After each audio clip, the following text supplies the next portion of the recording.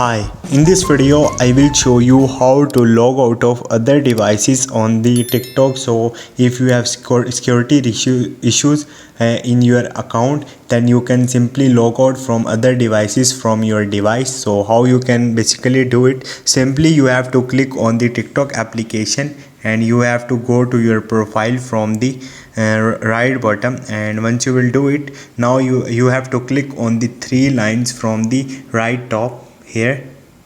Okay, once you will do it, tap on it and you have to go to the security and the logins from here, and you will see manage devices on the second option. Tap on it.